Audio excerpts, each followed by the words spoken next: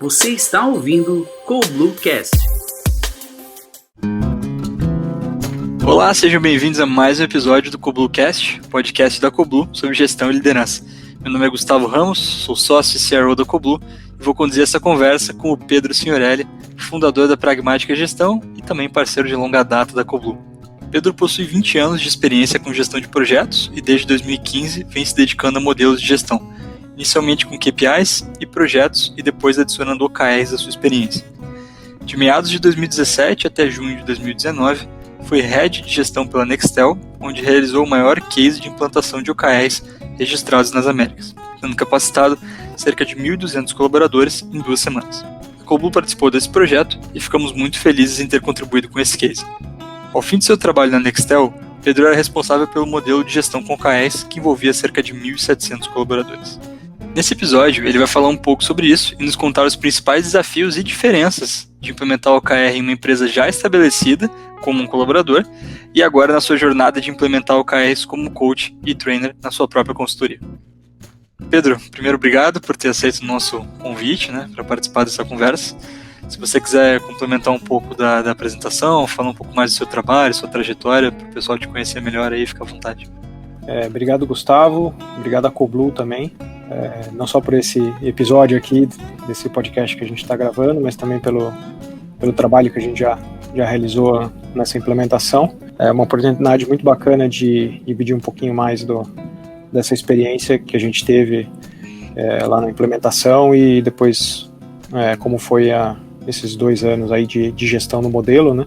Então, assim, dar um rápido background aqui para a turma da minha experiência, né? Eu sou engenheiro de formação e sempre trabalhei com gestão de projeto, no setor de telecomunicações, infraestrutura, redes IP, fazendo alguma consultoria ali no mundo de telecom, basicamente. Depois eu fui para a área de energia, ainda com gestão de projetos, na área de fabricação de transformadores, de força, subestações de energia, né? Então, ali em 2013, eu estava trabalhando no PMO corporativo da Nextel, e ali já foi o primeiro passo que eu tive que transformar o meu próprio modelo mental.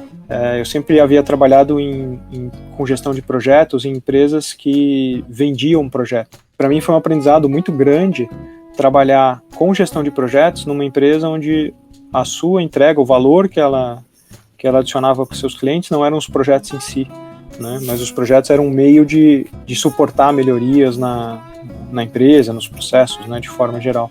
Então eu me lembro muito bem, assim, muito claramente, eu falando assim para algumas pessoas, eu falei, nossa, eu tô tendo que pôr meu cérebro numa outra forma, né? Porque de fato tudo que eu tinha aprendido e eu executava, aquilo lá eu tinha que fazer de uma forma diferente, porque naquele ambiente onde eu estava não podia ser da mesma maneira. E a empresa ela estava num desafio grande, né, de negócio, desafio financeiro, e ali então em 2015 já estruturando um modelo de gestão, trazendo a minha expertise em projetos, conectando aos indicadores da empresa, né? Então a gente começou a montar um modelo de gestão ali. Em 2017 mesmo teve uma troca de presidente, e aí eu já estava trabalhando com isso, né, os indicadores e os projetos, e aí eu comecei a adaptar o modelo de gestão para uma forma com que o presidente que entrou, ele tivesse conhecimento, né, o acesso às informações da maneira que ele entendia, né, para ele poder gerir a empresa de forma geral. Então ali a gente montou um modelo bastante robusto, baseado em indicadores e projetos, e eu fiquei também responsável em paralelo pelo portfólio de projetos de transformação da organização, que chegou a ter mais de 2 bilhões de reais, né,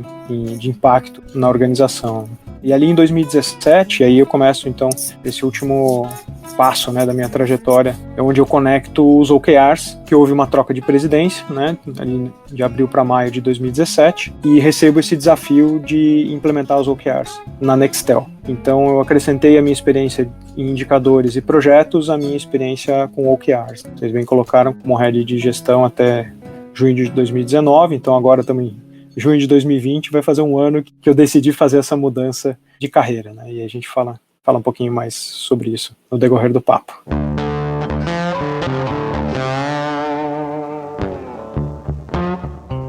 Eu acabo falando com muita gente que é head de projetos ou faz gestão de projetos nas empresas, né? E eu me deparo às vezes com uma situação onde eu chego, né, eu preciso explicar sobre o OKR para aquele gerente, e ele normalmente me responde assim: então, cara, a gente trabalha aqui orientado a projetos e vai continuar trabalhando, tá? Mas o que isso quer dizer? Daí ele começa a construir os OKRs e monta todos os projetos ali. Isso que eu queria entender.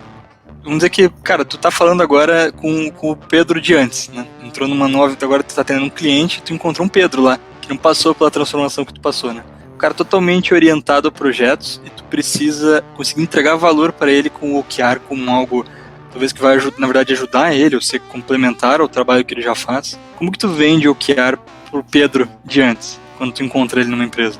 É uma pergunta bastante relevante, né, de fato. As pessoas precisam entender que os projetos, eles são meio, eles não são fim. O gerente de projeto, o head de uma área de projetos, ele cumpre o seu fim se ele escolher ou ajudar, né, a organização a escolher bem quais são os projetos que têm que ser executados. E esses projetos que vão ser executados, eles fazem parte dos diversos planos de ação que estão dentro dos OKRs que eles deveriam definir. Então foi dessa maneira que eu consegui conectar, me entender ali, né, nessa transformação. Bom, como é que os projetos então vão conversar com os OKRs, né? Então eles fazem parte da forma com que você vai atingir os resultados, né? Normalmente alguns departamentos têm mais ou menos o mesmo nível de aceitação, claro que depende de quem está à frente da área, mas tem alguns que a gente sempre tem mais ou menos as mesmas dificuldades. Eu tenho certeza que todo mundo que está implementando também tem. Tem duas áreas em especial que eu acredito que trabalham muito com rotina, podia dizer, né? Então, quando eu digo com rotina, assim, a gente poderia classificar aqui algumas áreas de negócio, que poderia ser marketing, comercial, etc., né? Tem algumas áreas mais de back-office, como administrativo, financeiro, contábil, etc. Pode ter áreas de operações também, né? Que é mais executar ali na ponta, né, fazer acontecer. Normalmente, na área de operação, existe esse viés forte do controle de indicadores e atividades, e no back-office também, porque o back-office sempre se coloca, pelo menos nos casos que eu converso, como quem garante a sustentação, né, o controle. E normalmente esse é o papel dos KPIs, né, talvez não tanto dos OKRs, né, os OKRs seria trazer algum tipo de melhoria ou transformação. Como que a gente faz para colocar para o pessoal de uma área administrativa, financeiro, contábil, etc., o OKR também como um benefício? Agora, a gente falou um pouco da área de projetos, agora eu queria entrar um pouco nessa área financeira. Às vezes eu acabo escutando argumentos do tipo, tá, mas eu preciso garantir que as coisas estão rodando, é isso que eu tenho que fazer. Eu não sei se sempre as coisas estão rodando bem como deveriam. Se não estão, já tem alguma coisa ali para melhorar, né? Como que a gente faz essa abordagem para áreas, para o CFO, por exemplo, dos OKRs, talvez dá um pouco da tranquilidade de que ele não vai perder o controle de KPIs que ele tem, ou que talvez seja complementar? Como que tu vê essa questão, assim? Como entregar valor com OKRs para áreas mais operacionais? Parece que foi combinada a pergunta, né? Porque eu estava, minha reunião anterior a essa, eu estava fazendo uma sessão de lições aprendidas com meu parceiro, onde eu fiz uma implementação grande, e o ponto que eu trouxe foi justamente esse, né? Uma área que é mais operacional, mais executora, ela teve mais dificuldade em entender, né, o valor que os OKRs iam trazer para a organização dela. As pessoas precisam entender, né, e aí trabalho de quem está fazendo a implementação, né, de tornar claro o papel que cada uma das coisas tem, né. E os OKRs, o papel dele é provocar, né, que a organização, os times se provoquem a melhorar, a transformar a organização ou a sua área, né, ou os indivíduos a si mesmos, né. Então, os OKRs, eles entram nessa agenda, né? E os KPIs não têm essa agenda da transformação. Então, precisa explicar para eles isso, né? Eles precisam se fazer entender que tem agendas distintas e aí você tem que andar com essas coisas em paralelo. E esse foi um erro que a gente cometeu na Nextel ao longo de 2018 e que foi aí que eu percebi, foi uma grande virada para entender justamente como é que os OKRs poderiam ajudar as organizações, no caso de uma organização estabelecida já como a Nextel. Você está ouvindo o CoBlueCast.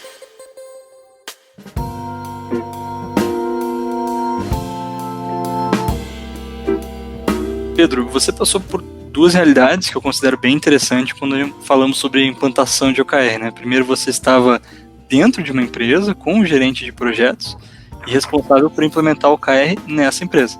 Então era um esforço interno, né, que tinha impacto inclusive no seu dia a dia. O segundo é o que você tem feito atualmente na Pragmática, na sua consultoria, que é implementar o OKR em outras empresas, né, seus clientes, que seria um esforço aí externo. Né? O que tem de diferente e de semelhante nessas duas realidades? Né? Como é que você está vendo essa experiência?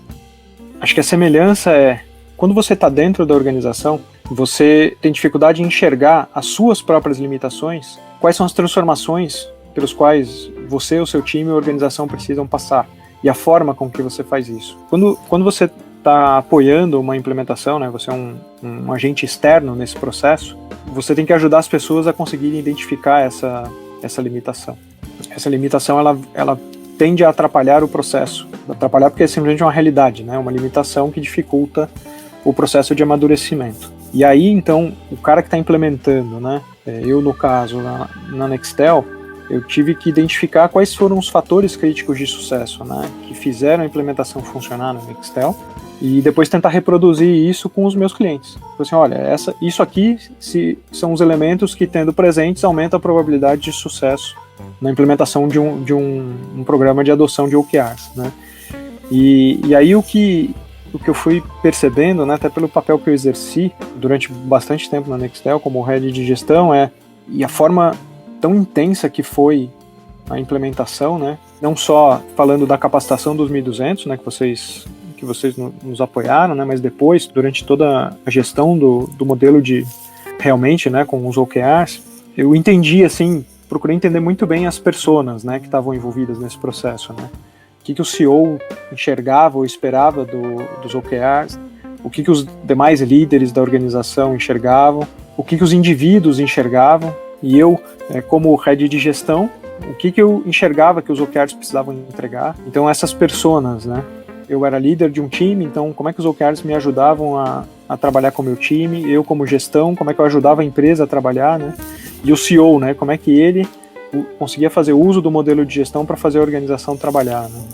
E aí tem uma outra perspectiva também, que é a da implementação, que você usa características de habilidades de gestão de projetos para montar um plano, né, de capacitação, que foi como a gente fez lá com os 1.200. Se não fosse um plano robusto, aquilo não ia ter dado certo nunca. Para começar, né, o primeiro dia de capacitação, mas depois é como botar um filho no mundo, né? Você precisa ajudar os OKRs a impregnar, né, a se perenizar no modelo de gestão, e também ajudar os OKRs a estarem conectados com o negócio, né, com a realidade, e contribuir para as áreas realmente implementarem mudanças, melhorias, transformações que fazem sentido para o negócio, né?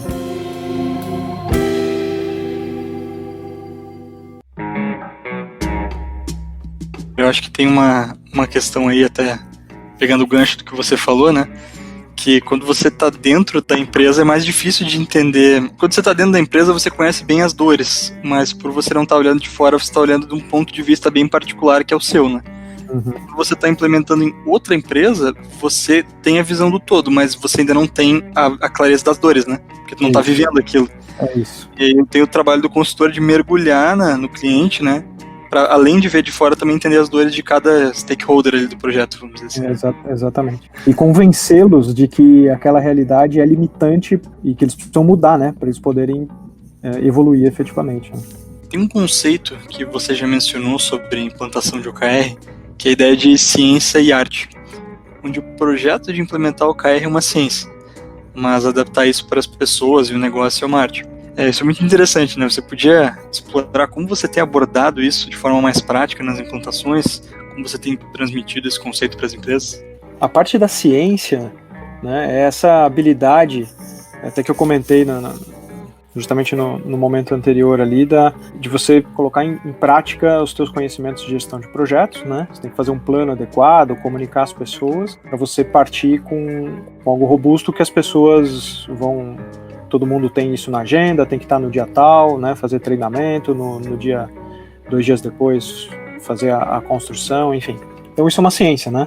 Você estuda isso e aí você põe um planinho lá, um projeto de execução. E aí quando você põe um filho no mundo, né, que foi a analogia que eu usei, aí você tem que ir misturando um pouco de ciência só que muito mais de arte, porque você tem que ir se adaptando, né, ao longo do processo, para ir entendendo o que funciona, o que funciona melhor, né, e como que você, na verdade, gera mais valor, né, como é que o OKR gera mais valor para a organização, né.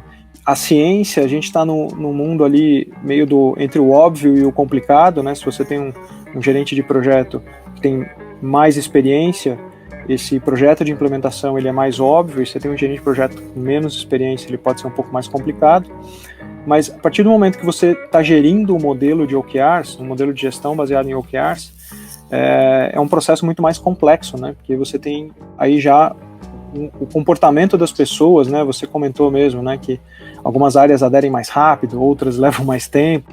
Isso adiciona uma complexidade no sistema. Você tem que estar constantemente se adaptando, né? Então, isso é um pouco mais de arte, né? Menos de ciência, né? Não é uma receitinha de bolo que você segue, né? E aí dá certo em todos os casos, né? Cada caso é um caso, né? Você tem que entender as restrições, as limitações, as circunstâncias de cada área, de cada organização. Você está ouvindo o CoBlueCast, um bate-papo com muita informação.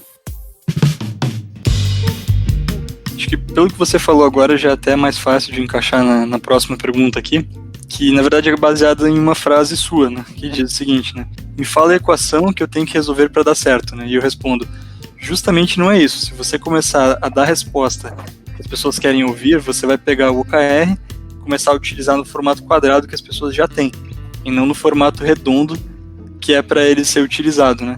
Conta um pouco aí, o que é o formato quadrado que as pessoas querem utilizar e como que é esse formato redondo que ele poderia ser utilizado para entregar todo o valor que tem capacidade de entregar? Acho que essa está com certeza entre os maiores desafios de uma implementação de OKR, né? Na verdade, implementação de modelos de gestão de forma geral, né? E aí também dá para se pegar naquela frase do Einstein, né, que o pessoal atribui ao Einstein, como é que você quer esperar um resultado diferente se você está fazendo as mesmas coisas, né? Então, o ponto é que as pessoas querem uma receita de bolo para tudo, né? Porque aí não as obriga a pensar, quando na verdade o OKR não é sobre isso. Então, o Google fazia assim, então eu quero fazer assim também. Mas você tem que pensar como o Google pensava para você poder agir como o Google age, ou agiu até agora, enfim. O pensar precede o agir. Essa é a mudança, essa é a transformação que as pessoas precisam entender, né? Então já aconteceu em mais de um caso, né? Me explica aqui a metodologia, né? Não, eu queria mais entender melhor a metodologia. Mas a metodologia, ela é uma prática que emerge de uma forma de pensar. Então, se você não mudar a sua forma de pensar, você vai continuar agindo da mesma maneira e você vai usar aquela ferramenta e não vai obter os resultados que aquela ferramenta poderia te trazer se você estivesse pensando de maneira diferente, né? Então, o quadrado e o círculo, né, está relacionado a isso, né? Você pensar de uma maneira diferente, né, e não usar uma ferramenta que é para ser o círculo numa situação que é quadrado, né? Então, você precisa conseguir se adaptar. Como você se vê um ano depois, em relação ao conhecimento sobre OKRs, da tua experiência mesmo, de quando você implementou pela primeira vez e agora, o que mudou depois de ter atendido alguns clientes? Talvez a gente poderia resumir assim, quais foram os teus principais aprendizados depois de ter agora interagido com mais empresas, né, além da própria que você tinha implementado? Essa acho que foi uma outra situação de colocar o cérebro numa outra forma, sabe? Não tinha muita informação disponível, né, para você consultar sobre o OKR lá em 2017, quando a gente começou essa jornada. O material disponível na internet era bastante limitado, né? Havia pouca experiência, né, de implementações, né? Eu fui beber lá, né, da CoBlue, né, da expertise do Zubieta e tal, e todo o resto, né, o time que ele precisou levar pra gente fazer essa implementação maluca dos 1.200, né? Eu me via, né, naquele momento implementando uma metodologia sem realmente entender qual era a mudança que eu precisava passar e que a organização, na verdade, precisava passar, né? E hoje isso é o que eu vejo muito claro, né? E é isso que eu procuro trabalhar nos meus clientes. Não é a metodologia pela metodologia. Então acho que esse foi o principal aprendizado que eu tirei e por isso que eu adaptei meus métodos de como eu fazia na Nextel para depois, a partir da prática, né? Puxa, isso aqui não funcionou, isso aqui desse jeito, mas por que não funcionou, né? Então esse ciclo de lições aprendidas, né? Rodar o PDCA para entender o que está por trás e como que você consegue tirar mais benefício então dos OKRs. Então, acho que essa é a principal transformação, né? Sair do mundo da ciência, né, de implementação, do gerente de projeto, e na verdade conseguir entender as circunstâncias de cada um dos clientes, a forma com que entende meritocracia, processos vigentes, a cultura, e conseguir adaptar. Pelo fato de eu ter passado, nessa minha experiência anterior, por diversos momentos em que eu precisei me transformar, isso me preparou para eu entender essas transformações pelas quais as organizações precisariam passar ao adotar o OKR, né?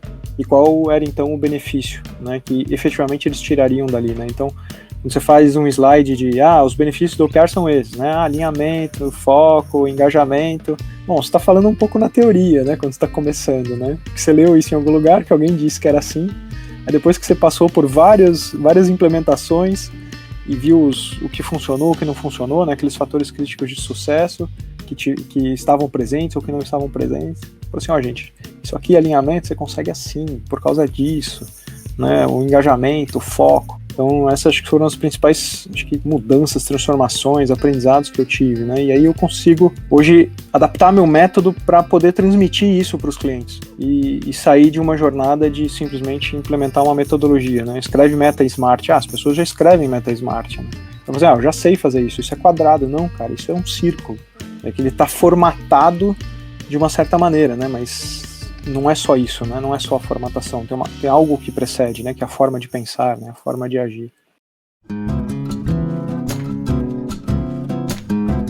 A gente acaba recebendo muitas mensagens, né, de pessoas de diferentes segmentos que vêm perguntar para nós, por exemplo, se o OKR funcionaria para eles. Então, não só segmentos, mas eu acredito que até tipos de organização. Então, a gente já recebeu contatos de ONGs, empresas júnior, associações, terceiro setor, assim como a gente já recebeu contatos de empresas que não são necessariamente de segmentos de tecnologia, como os exemplos do Google, do Spotify, LinkedIn, que você acaba encontrando na internet. Então, são clientes de empresas que prestam serviços ou contabilidades, alguns negócios mais tradicionais, né, assim, e eles vêm perguntando para nós se o OKR funcionaria para o segmento deles. E muitas vezes eles trazem essa dúvida porque eles não acham exemplos dos mesmos segmentos na internet, né? Acaba sendo quase sempre algum nível de tecnologia. E aí que vem a minha pergunta agora. O segmento é um fator determinante para o sucesso da implementação dos OKRs ou não? Respondendo diretamente, não. Justamente o OKR é uma forma de você pensar, né? Uma forma de você melhorar o seu negócio. Então, qual é o negócio, segmento, organização que não precisa passar por uma mudança, por uma transformação? Aquela empresa, aquela organização, aquela pessoa que achar que não precisa mudar, essa pessoa vai cair na obsolescência. Todos os negócios precisam, todas as organizações, constantemente, né? E agora ainda mais com o mundo, né, mudando na velocidade que está mudando, essa necessidade de você aprender e se transformar, ela é mais urgente. Então, você implantar o OKR quanto um modelo de gestão, dentro do seu modelo de gestão, uma ferramenta de gestão, ela te ajuda na verdade, a trazer uma mentalidade. Então, assim, todo mundo deveria procurar implementar a mentalidade, não simplesmente a metodologia ou a técnica de escrever um bom um bom objetivo, um bom key result, né, um bom resultado-chave, mas é você mudar a sua forma de pensar para você atingir melhores resultados, né? Todas as organizações precisam disso. Eu tenho caso de implementação com um terceiro setor já, né? Então, eu estava construindo o OKR com 2 psicólogas. Não tinha dinheiro envolvido, não tinha receita envolvida, não tinha custo a ser cortado. O OKR ele ajuda a trazer clareza, né, daquilo que é mais importante, daquilo que é prioridade. Então, o OKR com certeza ele aplica em todas as situações.